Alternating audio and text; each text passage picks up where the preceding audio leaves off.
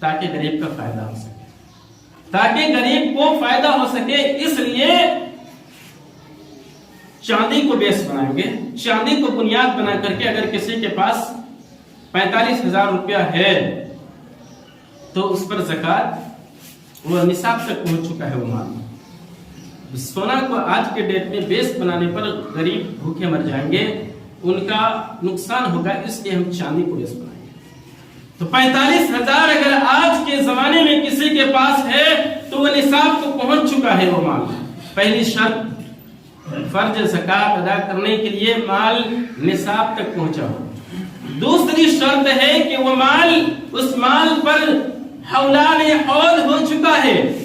حولان حول کا مطلب آج ہی میرے پاس 45,000 آ گیا، منافع کا ہے میرا، تو آج ہی زکوٰۃ دینا نہیں ہے۔ وہ 45,000 جو نصاب تک ہمارے پاس پہنچ چکا ہے وہ ہمارے پاس کم از کم 1 سال سے ہے۔ حولان حول ہے، 1 سال تک ہمارے پاس وہ رکھا ہوا ہے 45,000، تو پھر ہم اس کا زکوٰۃ ادا کریں گے۔ اور اگر آج ہی 45,000 آیا ہے اور وہ تو نصاب تک پہنچا ہوا ہے لیکن ادا نہیں کریں گے کیونکہ اس میں حولان حول نہیں ہوا ہے، سال اس رقم پر پورا نہیں ہوا ہے۔ اب دیکھتے ہیں ایک مسئلہ، میرے پاس گزشتہ رمضان میں 45,000 روپیہ تھا، اس رمضان میں 45,000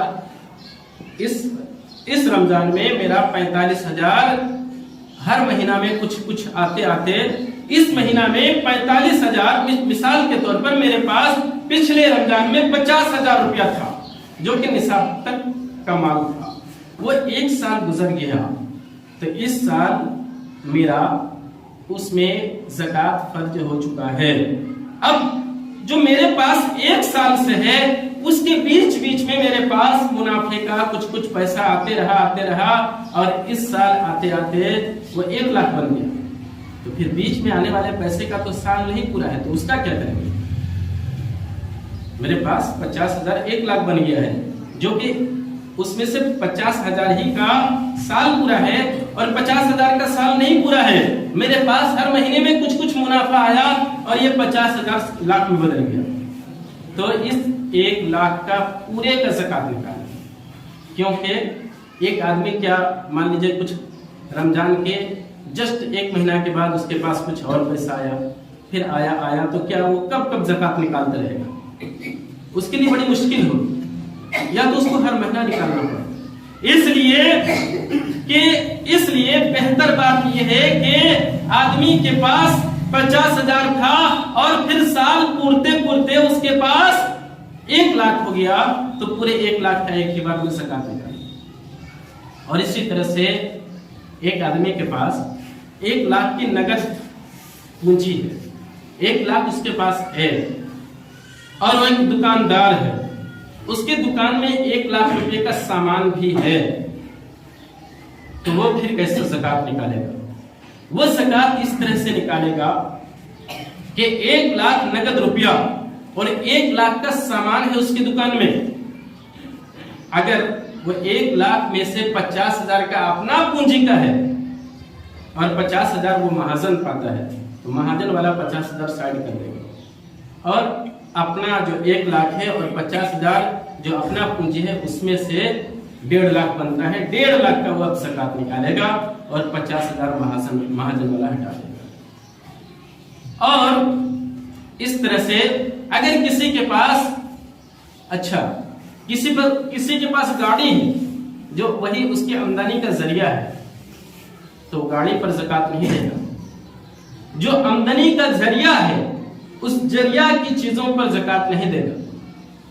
جیسے گاڑی ہے، اس کی گاڑی چلتی ہے، اب تو گاڑی ہے 5 لاکھ روپے کی مان یا 10 لاکھ روپے کی وہ گاڑی ہے، تو 10 لاکھ روپے کا وہ زکوٰۃ نہیں نکالے گا کیونکہ وہ گاڑی اس کے آمدنی کا ذریعہ ہے۔ ہاں، گاڑی سے جو کمائی ہوگی، جو آمدنی ہوگی، اس آمدنی کا وہ زکوٰۃ ادا کرے گا، اس گاڑی کا زکوٰۃ ادا نہیں کرے گا۔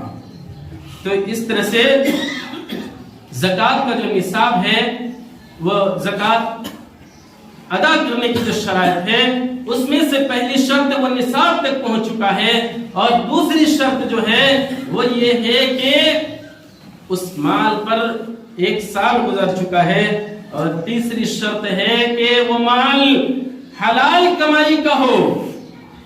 اگر کوئی حرام طریقے سے کمایا ہے، سود سے کمایا ہے، رشوت سے کمایا ہے، یا ڈکیتی کیا ہے، چوری کیا ہے، تو ڈکیتی، چوری، سود اور رشوت کا جو رقم ہے، اس رقم پر زکوٰۃ ادا نہیں کرے گا، کیونکہ وہ زکوٰۃ ادا کرنے پر بھی اس کی زکوٰۃ نہیں ادا۔ اس لیے زکوٰۃ کی جو تیسری شرط ہے وہ ہے حلال مال سے کمایا ہوا مال۔ تو یہ 3 شرطیں ہیں، اگر 3 شرطوں کے ساتھ کسی کے پاس مال ہے تو اس کا 2.5% وہ زکوٰۃ نکالے گا۔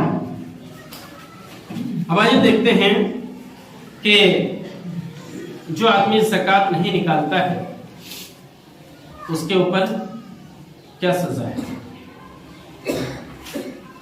زکوٰۃ ایک لمبی روایت ہے جو ہم سب کو پتا ہے کہ ایک بنی اسرائیل میں ایک برس کی بیماری والا آدمی تھا، ایک اندھا تھا اور ایک گنجا تھا۔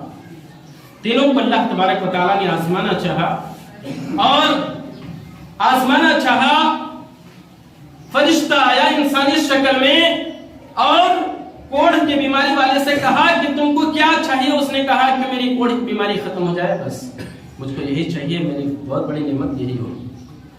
اس کی بیماری ختم ہو گئی، اس کو 1 اونٹ دے دیا فرشتے نے، گابھن اونٹنی دے دیا، اور پھر گنجا کے پاس گیا، کہا کہ تم کو کیا چاہیے؟ کہا کہ بس میرے سر میں بال اگ جائیں، یہ میری بہت بڑی خواہش ہے۔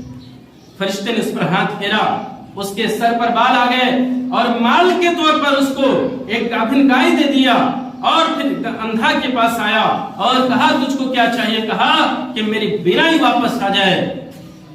اس پر ہاتھ پھیرا فرشتے نے، بینائی واپس آ گئی، اور اس کے بعد اس کو ایک گابھن بکری دے دیا۔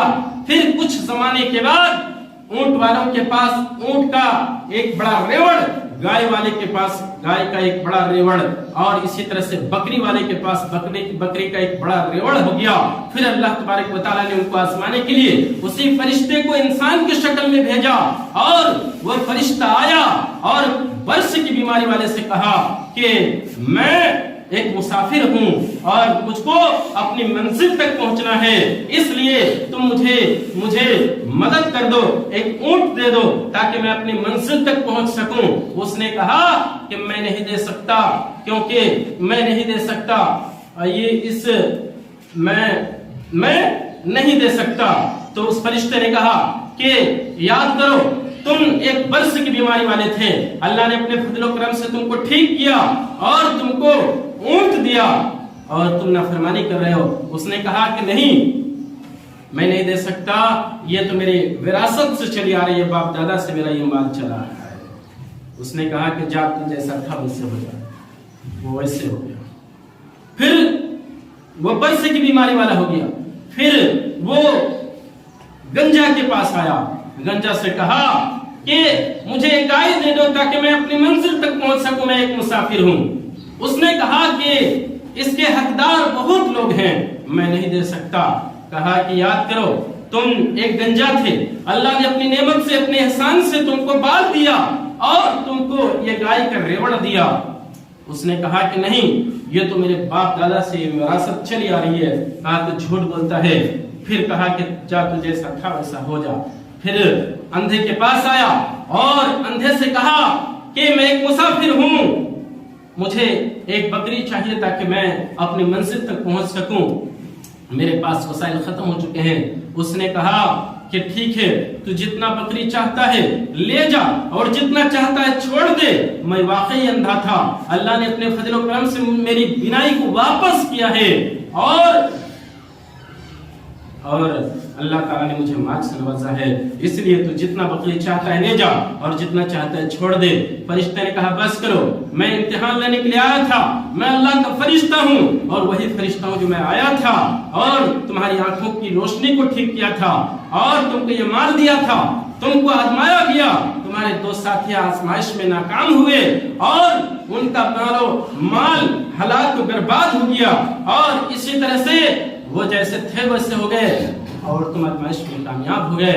اللہ تبارک و تعالیٰ تمہاری آزمائش سے خوش ہوا، تم اپنے مال کو اپنے پاس رکھ لو۔ تو محترم حضرات، معلوم ہوا کہ مال کا زکات جب آدمی ادا نہیں کرتا ہے تو مال اس کا تباہ و برباد ہو جاتا ہے۔ اسی طرح سے اللہ کے رسول صلی اللہ علیہ وسلم نے ارشاد فرمایا مانع الزکات یوم القیامت فی النار، کہ زکات کا روک لینے والا قیامت کے دن جہنم میں ہوگا۔ اور اسی طرح سے اللہ کے رسول صلی اللہ علیہ وسلم نے ارشاد فرمایا ما منع قوم الزکات الا ابتلاهم اللہ بالسنین، کہ جو قوم زکات کو روک لیتی ہے اللہ تبارک و تعالی اس قوم میں قحط سالی مسلط کر دیتا ہے۔ اسی طرح سے صدقہ و خیرات ادا کرنے کی بڑی برکتیں ہیں۔ محترم حضرات، وقت کی کمی ہے، انشاءاللہ ہم اس کو درس میں پورا کرنے کی کوشش کریں گے اور اس جو زکوٰۃ کا جو پورا سسٹم ہے اس سسٹم اور نصاب کو ہم درس میں مکمل کرنے کی کوشش کریں گے تاکہ ہم کو زکوٰۃ کا نصاب معلوم ہو سکے، عام زکوٰۃ کیا ہے، فرض زکوٰۃ کیا ہے اور زکوٰۃ کو ادا کرنے کے ثواب کیا ہیں، عقاب کیا ہیں، برکتیں کیا ہیں۔ میں ایک دلچسپ حدیث آپ کے سامنے بیان کرنے کے بعد میں اپنے خطبے کو ختم کر دوں گا۔ اللہ کے رسول صلی اللہ علیہ وسلم ارشاد فرماتے ہیں کہ ایک آدمی ایک چٹیل میدان میں کھڑا تھا، اس نے دیکھا کہ ایک بادل کا ٹکڑا اڑا جا رہا ہے، اس نے بادل کے ٹکڑے کو دیکھا کہ اڑ کے جا رہا ہے، غیب سے ایک آواز آئی، بادل کے ٹکڑے کو حکم ہوا کہ اے بادل کا ٹکڑا تو فلاں آدمی کے کھیت میں جا کے برس جا۔ وہ بادل کا ٹکڑا اڑتے ہوئے گیا اور ایک جگہ پر جا کر کے برس گیا اور وہ سارا پانی ایک نالا سے ہوتا ہوا جانے لگا۔ یہ آدمی جو چٹیل میدان میں کھڑا تھا وہ بھی بادل کے پیچھے پیچھے چل رہا تھا، دیکھا کہ بادل نے پورا پانی کو ایک جگہ برسا دیا اور برسا دینے کے بعد وہ پانی نالا سے ہو کر کے جانے لگا اور دیکھا کہ کچھ دیر دور پر ایک آدمی کھڑا ہے اور اپنے بیلچے سے وہ پانی کو اٹھا کر کے اپنے کھیتوں میں ڈال رہا ہے۔ اس آدمی نے اس کھیت والے سے پوچھا کہ بندہ بتا تیرا نام کیا ہے؟ تو اس نے اپنا نام بتایا، کہا نام بتانے کے بعد پوچھا کہ تم میرا نام آخر کیوں پوچھتے ہو؟ کہا کہ میں نے ایک بادل کا ٹکڑا دیکھا اور بادل کے ٹکڑے کو میں نے دیکھا کہ غیب سے ایک آواز ملی، حکم ملا کہ بادل کا ٹکڑا فلاں آدمی کے کھیت میں برس جا، اور بادل کے ٹکڑے کو آپ ہی کا نام بتایا گیا، پھر برسا، آپ کے کھیت میں آیا، آپ سینچ رہے ہیں، بتائیے آپ کا عمل کیا ہے؟ کہا کہ میرا عمل یہ ہے کہ میں اس کھیت کے پیداوار کو 3 حصہ کرتا ہوں، ایک حصہ میں خود اپنے بال بچوں کو کھلاتا پلاتا ہوں، اس سے اپنی اور اپنے بال بچوں کی پرورش کرتا ہوں، اور ایک حصہ میں غریب فقیر مسکین پر صدقہ و خیرات کر دیتا ہوں، اور ایک حصہ پھر میں دوبارہ کھیتی پر لگانے کے لیے خرچ کرتا ہوں۔ یہی میرا عمل ہے۔ معلوم ہوا کہ جب ایک انسان اپنی کمائی میں اور اپنی آمدنی میں جب ایک انسان اس میں فقیر مسکین کے لیے کچھ حصہ نکال کر کے رکھتا ہے، فقیر مسکین پر کچھ خرچ کرتا ہے، تو اس میں اللہ تبارک و تعالیٰ کا خاص فضل و کرم نازل ہوتا ہے اور اس میں برکتیں دوبالا ہو جاتی ہیں۔ محترم حضرات، وقت ختم ہو چکا ہے۔ اللہ تعالیٰ سے دعا ہے کہ اللہ تعالیٰ ہمیں سب باتوں کی سمجھ اور عمل کی توفیق عطا فرمائے۔ آمین۔